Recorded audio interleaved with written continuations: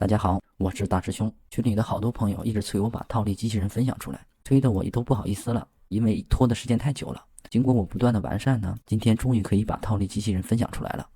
让大家也体验一下什么叫做真正的零风险稳定套利。首先呢，先来说一下机器人的优点。优点是它可以24小时自动交易，安全稳定。同样有优点就有缺点，缺点就是呢利润少啊。如果你是想拿1万挣100万的话，我只能说大哥请绕道了。视频的知识点比较多，不想亏钱的朋友一定要耐心观看，可以先点赞收藏，方便下次继续观看。这节课呢分为3个部分：第一，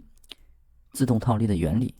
第二，如何使用套利机器人；第三，策略的设置方法和技巧。咱们先来讲一下自动套利的原理。首先，你需要了解一下机器人是如何进行套利的。我们大家都知道，币价是永远在波动的，我们不可能24小时盯着电脑一直低买高卖。但是呢，机器人是可以24小时工作的。机器人会按照不同的规则，24小时不停的低买高卖，从而实现自动套利。我们来看一个图表，这个图表是随机截取了一段价格走势图，可以看出价格一直在波动。我们可以设置，当价格到达 0.8 的时候自动买入，当价格到达 0.82 的时候自动卖出，赚取差价。24小时不停的买入卖出，自动套利。机器人的原理还是非常简单的，大家只需要设置不同的策略，机器人就可以帮助我们自动套利。下面咱们来说一下几个常见问题。套利机器人能挣多少钱？很多用户最关心这个问题。大家看一下这个表格，我一直是拿5000U 对套利机器人进行测试，杠杆我们选择的是1倍，平均每日收益为20U， 风险是0。第一行数据是我真实测试出来的数据。大家会说了，每天才能盈利20U， 是不是有点太少了？说的没错，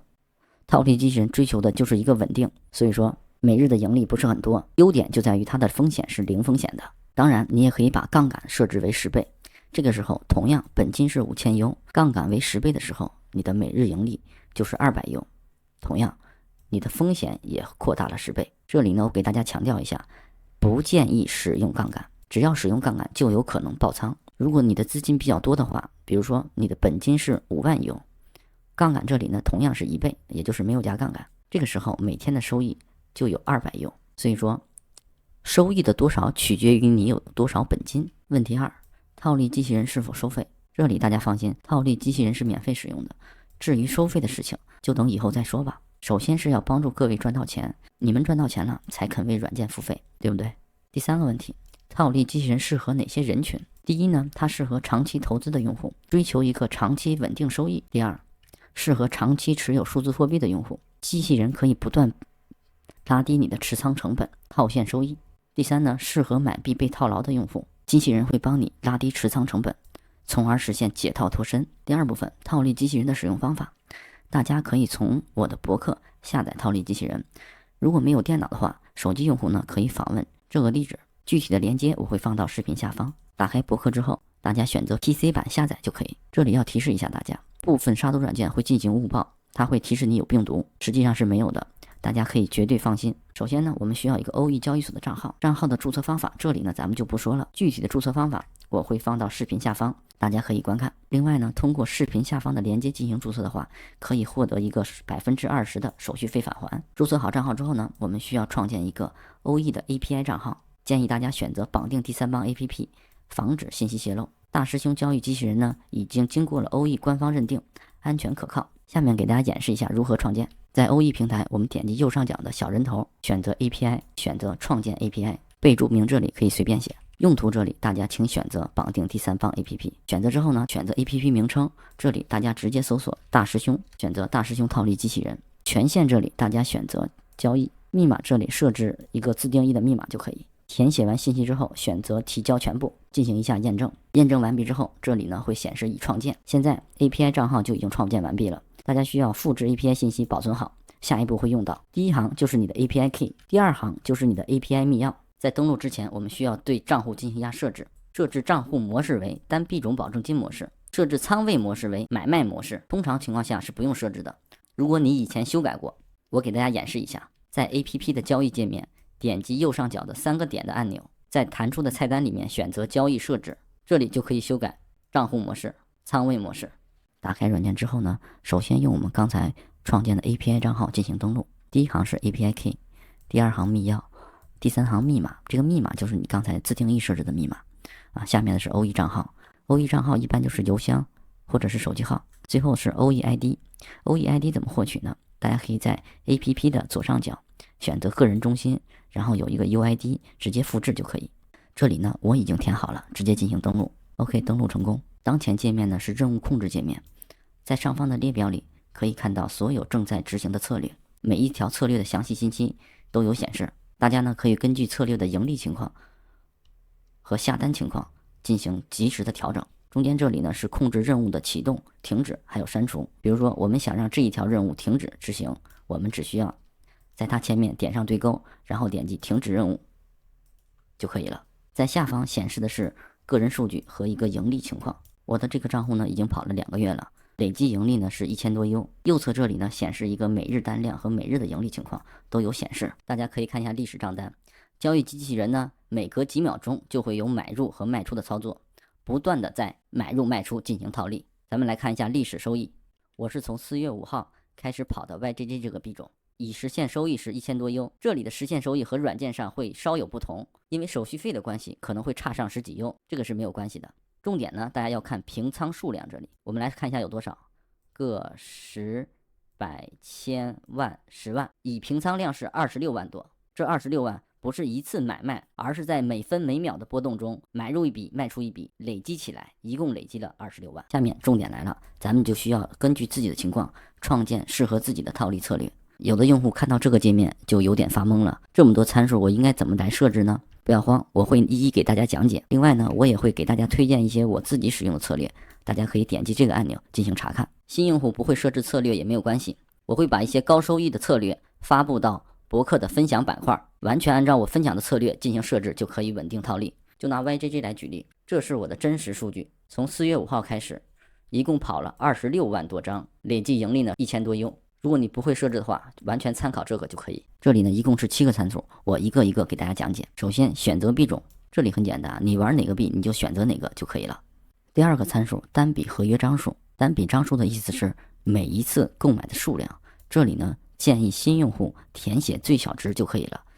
直接写1就可以。第三个参数，盈利间隔。盈利间隔的意思是涨幅达到这个间隔之后就会自动的卖出。比如说我们当前的策略在 0.8 的时候触发了买入操作，我们的盈利间隔设置的为 0.02， 那么机器人就会在 0.82 的时候自动卖出，这就是盈利间隔的意思。大家也可以理解为盈利多少后自动卖出。第4个参数，下单区间。下单区间里面有2个值需要填，一个是最低价格，意思是低于这个价格就不再买入了。第二个最高价格，意思是高于这个价格就不再买入了。比如当前的价格为 0.8， 当价格在 0.79 的时候就不会再触发买入了，这就是下单区间的含义。第5个，下单间隔。下单间隔的意思是间隔多少触发一次买入或者卖出的操作。比如当前下单的间隔为 0.02， 价格在 0.8 的时候会触发一次买入操作，当价格涨到 0.82 的时候会再一次触发买入操作，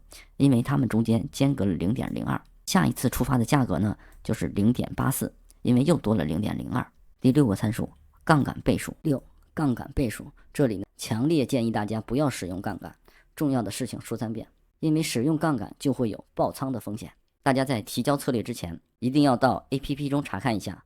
杠杆倍数这里是不是选择的1，因为 OE 有时候默认的杠杆倍数是3，这里 OE 有点坑人，所以说大家一定要细心查看一下你的杠杆倍数是否是1，如果不是1的话及时修改。第7个参数，下单方向。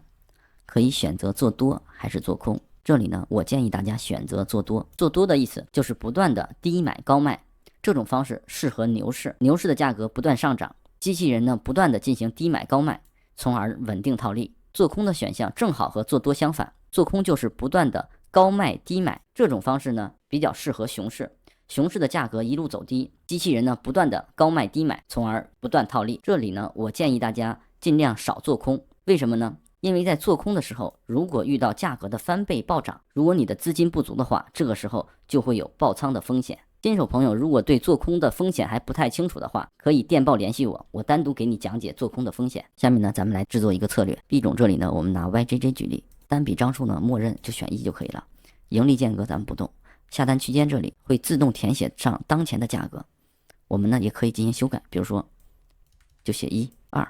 下单区间这样填的话，意思就是当价格大于1小于2的时候，这个策略才会被执行。如果价格低于1的时候，就不会再进行买入了。下单间隔这里呢，我们不用动，我们点击预览数据，这个时候会有一个提示，单次盈利多少和千次盈利多少。有的朋友会说了，这也盈利的太少了吧，0.0几，对不对？因为我们这里呢，合约张数和盈利间隔都是选择的最小值，我们只需要把这两个参数简单的修改一下，盈利就会发生改变。张数这里呢，我们写10，盈利间隔这里呢，我们写上一个0.05。我们再一次预览数据，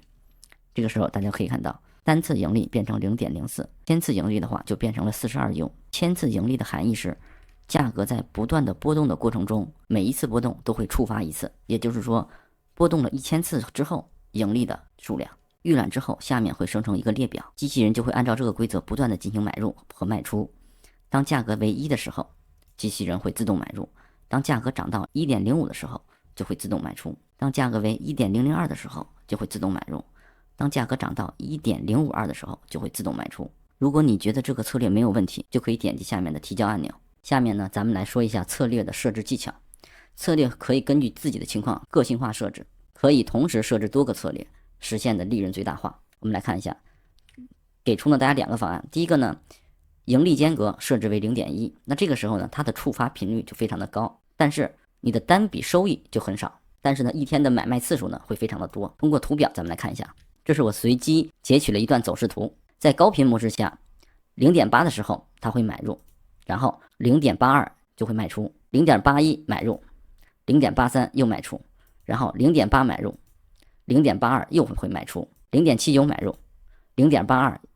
又会卖出。大家可以看出，在一小段的波动过程中，它出现了很多次的买入和卖出的操作，这种呢就是高频模式。同样，高频模式的单笔利润非常的少，只有一小部分。通过这个图，大家就可以看出，在高频模式下，买卖的次数非常多，但是每一笔的盈利就比较小。下面咱们看第2种方案，盈利间隔比较大，但是呢，触发频率这时候就会变低，单笔盈利就会很高。在这种情况下，它一天的买卖次数会少一点，比如说只有100次。我们来看一个图表，在低频模式下，在0.79的时候买入，等到价格涨到0.89的时候，我们再进行卖出。这个时候呢，单笔的利润就非常的高，买卖的次数就会比较少。这应该很好理解吧？如果哪个环节我没有说明白的话，大家可以在评论区留言，我再给大家补充。大家对这2种方案有了一定的了解之后，就可以根据不同的币种来设置适合自己的交易策略。当然，大家看中间我空了一行，为什么呢？因为在高频和低频之间，我们是不是还可以取一个中间值，频率中等，单笔盈利呢也很可观。这就是个性化设置的好处，真正的让我们的收益实现最大化。大家可以进到交流群里面，我们可以一起分享策略的设置技巧和方法。进群地址呢，我已经放到了视频下方。以后呢，我会每天更新机器人的收益情况，大家可以关注我的频道，持续学习更多知识。周二，房屋检测概念股逆势走强，其中上海建科603153近2个交易日均涨停，本周股价涨幅累计达到 21.01%。值得一提的是，中报数据显示，上海建科上半年营收与净利润均实现增长，营收净利实现双增。盘面显示，上海建科股价继周一一字涨停之后，周二再度涨停，全天换手率达到 15.96%， 振幅达到 8.07%， 全天成交 3.96 亿元。Win 统计数据显示，近2个交易日公司股价累计上涨 21.01%， 近30个交易日公司股价累计上涨 18.59%。8月中旬，上海建科披露中报业绩，上半年公司实现营收 16.50 亿元，同比增长 4.17%， 净利润 7707.40 万元，同比增长 16.51%， 扣非净利润 5501.61 万元，同比增长 62.58%。龙虎榜数据显示，8月26日至8月27日期间，公司上榜营业部买入金额为 7758.04 万元，卖出金额为 4047.23 万元，合计净买入 3710.81 万元。具体来看，财通证券杭州上塘路证券营业部、兴业证券厦门湖里大道证券营业部分别买入 2652.13 万元、1880.38 万元；兴业证券厦门湖里大道证券营业部、国信证券上海、北京东路证券营业部分别卖出1565.11万元、689.92万元。科技创新有望提升市场份额。业内人士认为，上海建科项目的稳步推进，将为公司带来可观的收入和利润。此外，上海建科在互动易上透露，公司积极以科技创新推进新质生产力发展的相关计划，可能会进一步提升公司的市场份额和品牌影响力。有投资者近日向上海建科询问，上海九世是公司的第一大客户，上海九世控股的上市公司交运股份是否与公司有过合作？对此，上海建科表示，公司与上海交运股份进行过业务合作，主要项目由上海交运西南城市物流综合体项目设计，上海交运集团办公空间室内外装饰设计，复兴中路594号项目房屋安全性鉴定及加固咨询，上海交运日鸿国际物流有限公司物流仓库钢棚结构安全性检测等。一日连发2大新政，加快打造具有国际影响力的天空之城。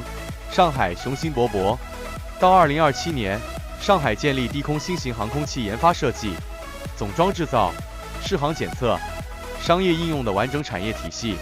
核心产业规模达到500亿元以上。2026年实现上海市低空飞行航线全域连续覆盖。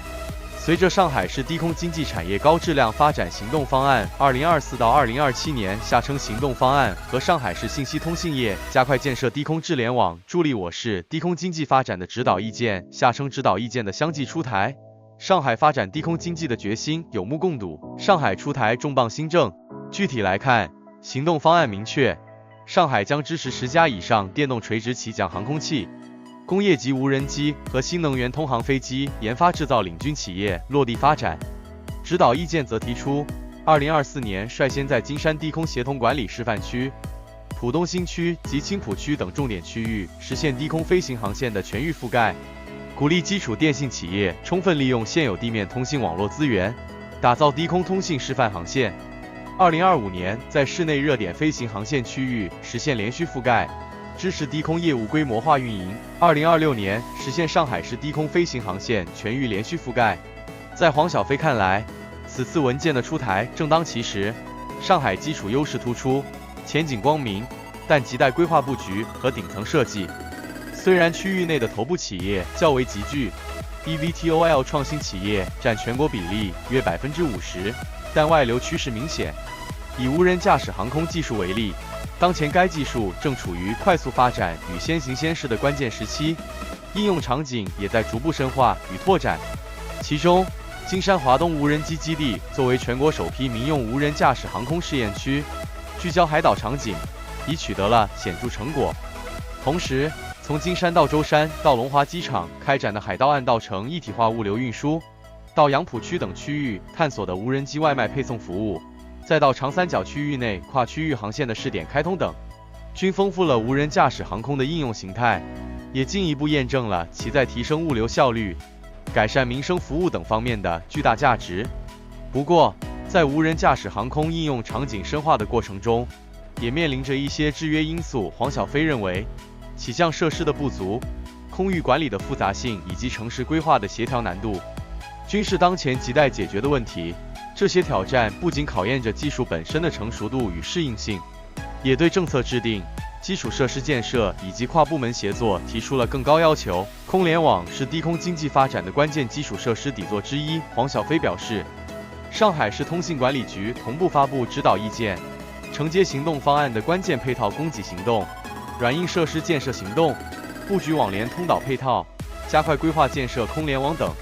是落实行动方案的具体表现。长三角密集入局，到2027年，上海将联合长三角城市，建设全国首批低空省际通航城市，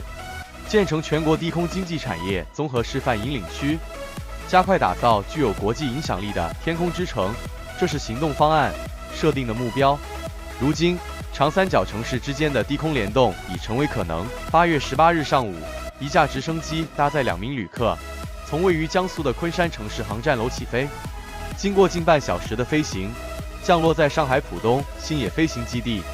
随后， 2名旅客乘坐接驳车前往上海浦东国际机场。这是上海星空直升机有限公司试点开展的浦东国际机场至昆山城市航站楼双向空中的士载客服务，标志着上海苏州长三角区域低空空中载客航线成功打通。作为长三角的核心城市之一，苏州早已聚焦低空经济，并加快开发新的应用场景。到苏州高新区直航中心开始启动，目前已规划10余条航线。昆山低空城际航线开通，常态化飞地有望成为人们出行的新选择。事实上，不仅是苏州，今年以来，江苏省内还有多地政府将发展低空经济列入工作计划。例如，南京提出到2026年，低空经济产业规模发展超500亿元。常州低空经济高质量发展3年行动方案，2024到2026年明确将低空经济纳入1028产业体系，提出到2026年引育一批低空经济头部企业，力争集聚产业链相关企业150家，其中高新技术企业超50家，产业规模超过300亿元。浙皖两省同样有所动作。根据规划，到2027年，浙江全省将建成 A 类通用机场20个，实现实时通，建成150个以上公共无人机起降场，覆盖4大都市区核心区，通用航空航线通达长三角地区，无人机物流航线基本覆盖4大都市区核心区。安徽发布的2024到2027年及若干措施明确到2025年，其低空经济规模力争达到600亿元，规模以上企业达到180家左右。亿元级融资频现。耐心资本是新质生产力的亲密伙伴，低空经济这一新兴产业的发展，同样离不开资本的助力。以 eVTOL 为例，据业内人士透露， eVTOL 的研发周期较长，资金投入巨大。国内一款 eVTOL 完成从研发到取证的整个流程，大概需要投入10亿元。好消息是，今年以来，实力科技、沃兰特航空、沃飞长空、风飞航空等头部企业均获得亿元级融资。8月3日，风飞航空宣布获宁德时代数亿美元战略投资，将与宁德时代共同致力于 eVTOL 航空电池的研发，并将加速载人版机型盛世龙的研发和试航取证工作。在风飞航空高级副总裁谢佳看来， eVTOL 是一个创新产业，属于技术密集型、资金密集型、人才密集型行业，整体投入巨大。有了资本市场的支持，企业可以更加坚定地进行研发投入，更快地将相关应用场景从概念变为现实，推动 eVTOL 产业向更高层次、更广领域发展。8月28日，诸城正泰热力对外发布关于2024到2025年度取暖费收取通知。通知内容显示，诸城正泰热力自2024年9月1日起至10月31日止，开始集中办理本年度供暖的开通、报停、过户、热费缴纳等各项业务。缴费标准：居民供热价格为每建筑平方米22.5元，非居民供热价格为每建筑平方米32元。如遇价格调整，按照发改部门调整后的价格执行，实行多退少补。诸城市融媒体中心。近日，天智国际会计师事务所（以下简称天智国际）因在其信股份年报审计中为勤免尽责和伪造、篡改、毁损审计工作底稿，被证监会罚没逾2000万元，同时被暂停从事证券服务业务6个月，业务暂停期限出现跨年情况。8月16日，天智国际被证监会暂停从事证券服务业务6个月，这是继大华所之后，内资8大会计师事务所中又一家被罚暂停半年的机构。相对大华所的业务限制期限截至今年年底而言，天智国际的暂停期限出现跨年，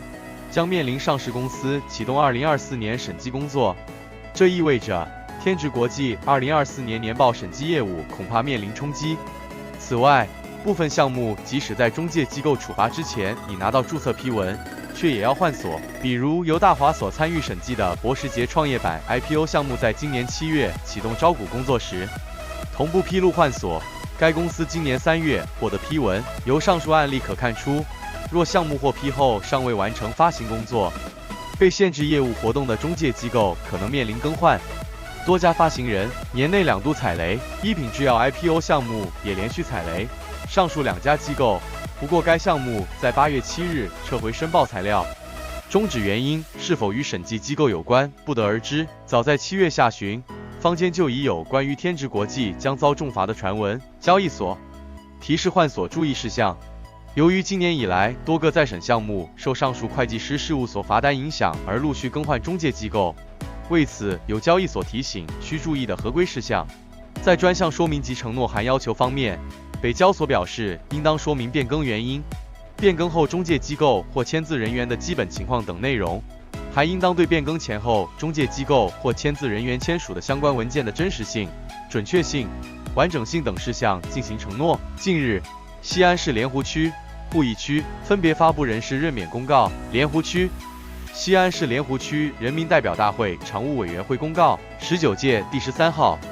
，2024年8月22日，西安市莲湖区第19届人民代表大会常务委员会第22次会议免去李纯西安市莲湖区人民代表大会常务委员会北关街道工作委员会主任职务。特此公告。西安市莲湖区人民代表大会常务委员会2024年8月22日，西安市莲湖区人民代表大会常务委员会公告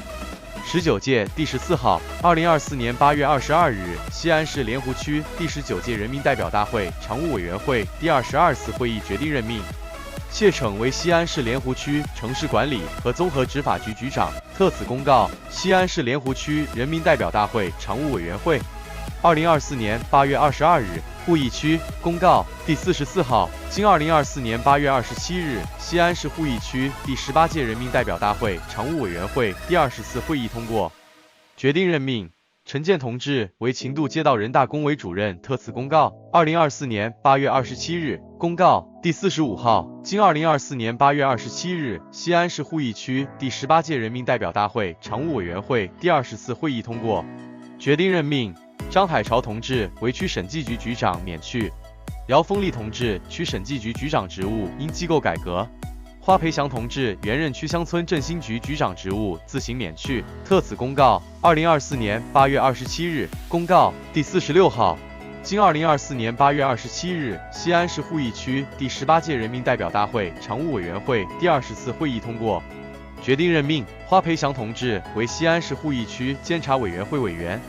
施雄同志为西安市鄠邑区监察委员会委员，免去张海潮同志西安市鄠邑区监察委员会委员职务。特此公告。2024年8月27日，公告第47号，经2024年8月27日，西安市鄠邑区第18届人民代表大会常务委员会第20次会议通过决定任命杨晓慧同志为西安市鄠邑区人民法院民事审判3庭庭长、审判委员会委员，李维同志为西安市鄠邑区人民法院余下人民法庭庭长，张云同志为西安市鄠邑区人民法院草堂人民法庭庭长，马浩直同志为西安市鄠邑区人民法院立案庭庭长，谢鹏同志为西安市鄠邑区人民法院审判委员会委员，武轩同志为西安市鄠邑区人民法院审判委员会委员，贺晓波同志为西安市鄠邑区人民法院审判委员会委员，张英同志为西安市鄠邑区人民法院审判委员会委员，魏阿英同志为西安市鄠邑区人民法院审判委员会委员，赵建平同志为西安市鄠邑区人民法院审判委员会委员，戴超波同志为西安市鄠邑区人民法院审判委员会委员，具希挺同志为西安市鄠邑区人民法院审判委员会委员，免去王维妙同志西安市鄠邑区人民法院立案庭庭长、审委会委员、审判员职务，